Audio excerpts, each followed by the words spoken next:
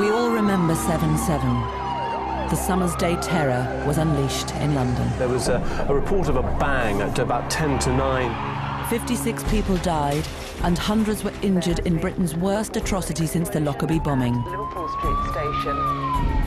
But do we know what really happened that day? We know that these people act in the name of Islam. The authorities swiftly blamed 4 British Muslims. But since then, a whole series of questions have been raised about 7/7. The official story, if you look at it under a close magnifying glass, doesn't appear to make sense. Why did the government say the bombers travelled to London on a train that never ran? What was this van from a controlled demolition firm doing next to the blown-up bus? This inflammatory internet video says 7/7 was an inside job. The 4 Muslims, actors or patsies? Were these men really suicide bombers? Or were they framed?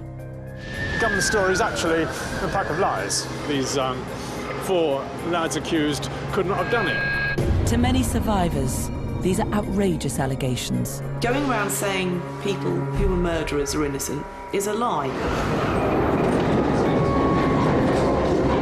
But there is suspicion.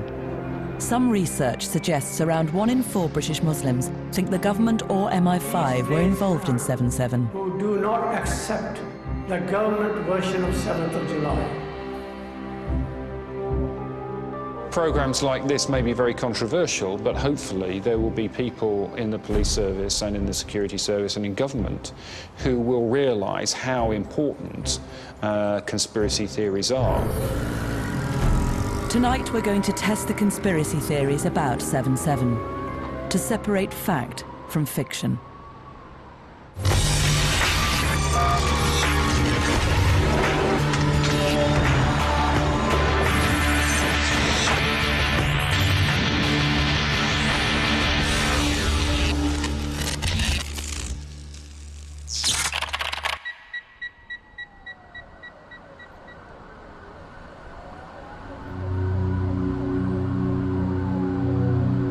Thursday, 7th of July 2005, began unlike any other working day.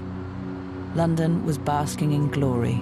At the Games of the 30th Olympiad in 2012 are awarded to the city of London.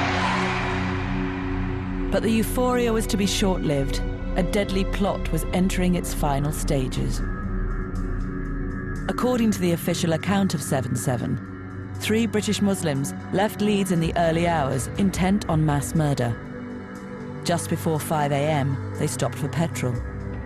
One quibbled with the cashier over his change.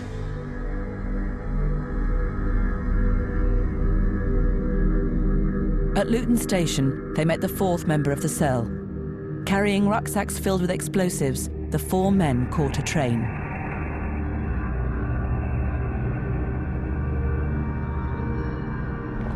London's commuters could not know what was coming their way.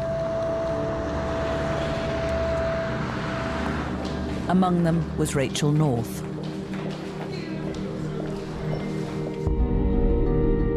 Just before 8:30, the 4 men were caught on CCTV in King's Cross, heading towards the Underground.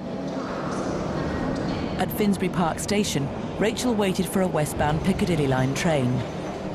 After letting several go by, she got in the first carriage.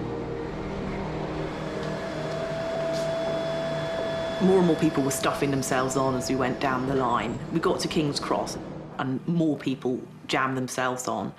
There were about 8 deep on the platform, and I can remember the doors closing and people who hadn't managed to get on going through the windows at us.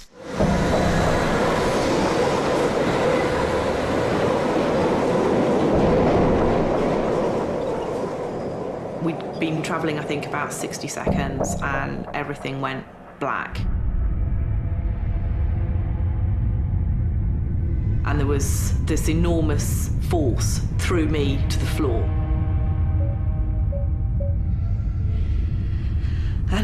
And we couldn't breathe. And it was so dark. Couldn't hear properly. And then the screaming started. At 8:50, the world changed. Within seconds, bombs tore through 3 tube trains across London. Around an hour later, the 4th man detonated his bomb on a bus. According to the official account, there's no doubt these 4 men murdered 52 people and injured 784 others in Britain's first suicide attacks. Now, some breaking news. Reports are just coming in of an explosion at Liverpool Street Station here in London. They believe at the moment that it's a power surge. Still no indication that this was sabotage.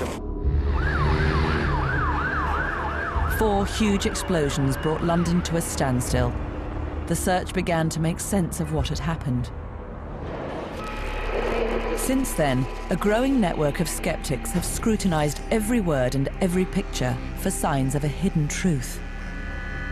4 years on, conspiracy theories have mushroomed, and a host of internet films have flourished, claiming that the government account of 7/7 is a deception.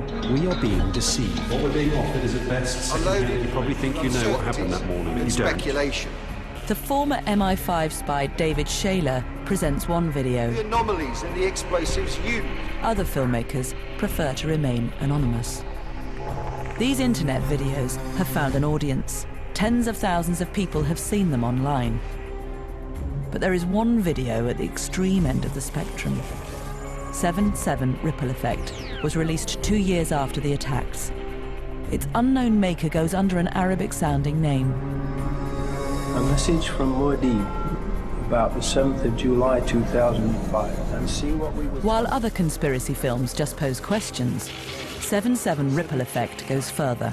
Pre-planted explosives. The film says there's evidence the 4 men blamed for the bombings were framed. The one thing that we can be sure of is that it was not done by 4 young Muslims.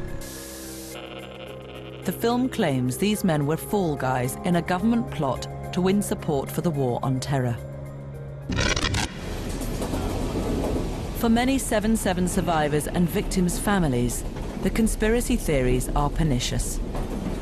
Rachel North is appalled by them. I get bothered about the truth. To live through that and to still be alive in the aftermath, and other people weren't. And to have seen firsthand the suffering it causes. It is genuinely upsetting to be told that my eyewitness account, other people's eyewitness accounts, other people's grief are wrong. Rachel is now seeking an independent public inquiry into 7/7. She wants to know whether the bombers could have been stopped. But she's also taking on the conspiracy theories because she fears they play into the hands of extremists. You know, all this is really inflammable stuff. We have a small minority of people spreading a big, powerful idea.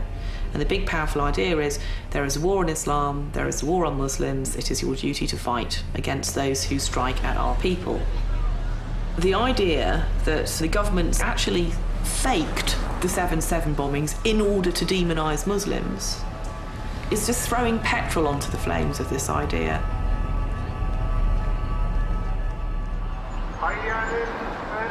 The conspiracy theory has been picked up.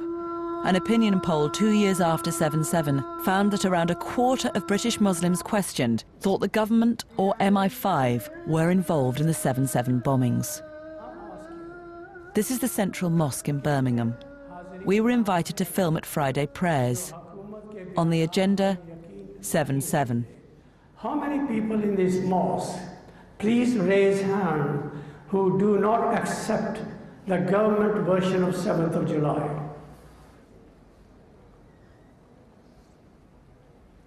The mosque chairman, Dr. Mohammed Nassim, is a leading figure in the community.